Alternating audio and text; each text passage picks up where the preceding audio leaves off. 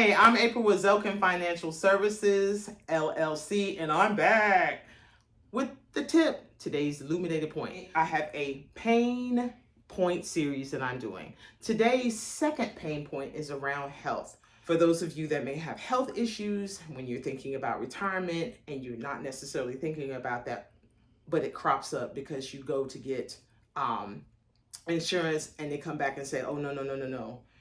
Hypertension, high blood pressure, diabetes, uh, any of the other ones that pop up, cancer. They're like, oh, sorry, we can't insure you.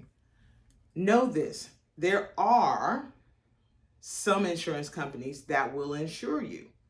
It just depends on what it is that you've got going on in reference to your health. So when you're working with your agent, an agent such as myself, I'm going to ask you, hey, listen, in order for you to be qualified for insurance, I need to know what's going on. If you got to pass the health portion of it.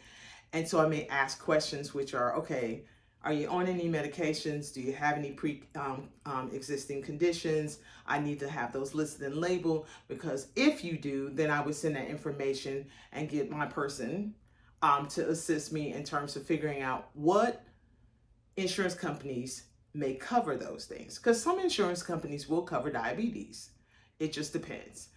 Some won't, some will. And then depending on what pre-existing conditions you have, they may be able to get covered. Now I can tell you cancer will not. And if you've had any kind of surgery in reference to fibroids and those kinds of things, or any kind of scares, it's going to be kind of difficult sometimes. However, we will go in search of and research to determine what we can and cannot do.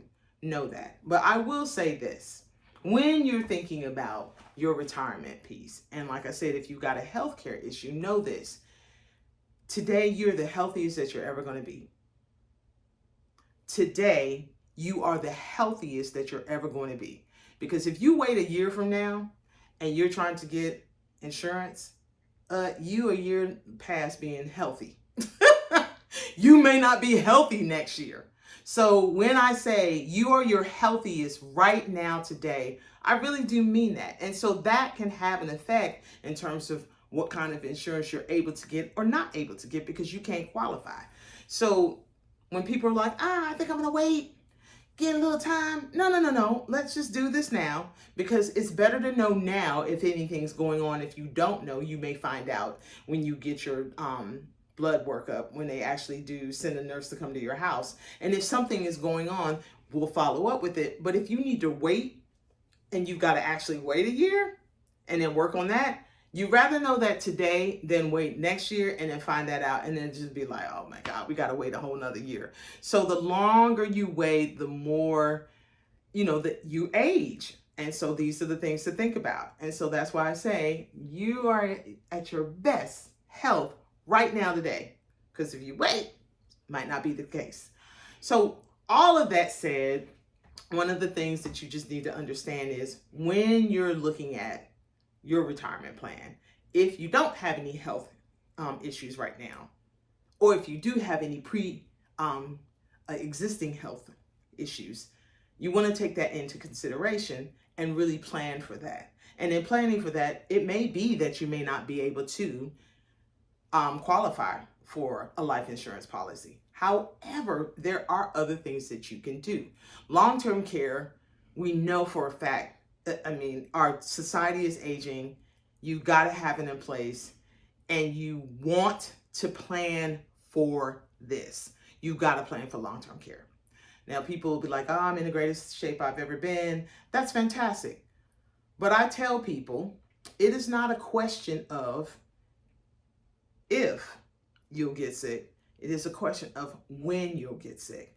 And statistics say if you go into a facility, you're going to be in that facility 18 to 24 months. It's 2 years, people.